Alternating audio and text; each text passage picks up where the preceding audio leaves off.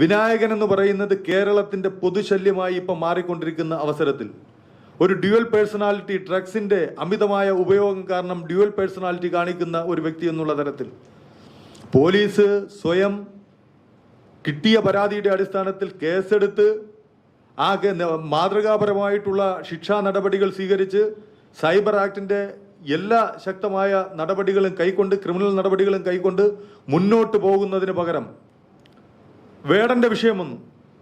വേടന്റെ വിഷയം ഇപ്പം നിയമപരമായിട്ട് വേടനുമായി ബന്ധപ്പെട്ട കേസുകളിലേക്ക് ഞാൻ കടക്കുന്നില്ല. കാര്യം അത് എന്താണെന്നുള്ളത് പിന്നെ സ്വാഭാവികമായി പോലീസിന്റെ കയ്യിലുള്ള വിഷയങ്ങളാണ്. അത് ഞാൻ പ്രതികരിക്കുന്നില്ല. പക്ഷേ വേടന്റെ ഈ പ്രശ്നം വന്നപ്പോൾ ഏപ്രിൽ 29-ാം തീയതി ആദ്യമായി കേരളത്തിൽ വേടനെ അനുകൂലിച്ചുകൊണ്ട് ഒരു ഫേസ്ബുക്ക് പോസ്റ്റ് ഇട്ട ആൾ ഞാനാണ്, പിന്തുണ നൽകിക്കൊണ്ട്.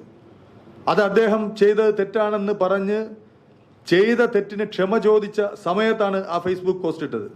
അത് അദ്ദേഹത്തിൻ്റെ ഡ്രഗ്സുമായി ബന്ധപ്പെട്ട അദ്ദേഹത്തിൻ്റെ സമീപനം ശരിയല്ല എന്ന് സ്വയം തോന്നിയത് കൊണ്ട് ചെയ്ത പിന്നെ ഞാനിട്ട ഫേസ്ബുക്ക് പോസ്റ്റാണ്.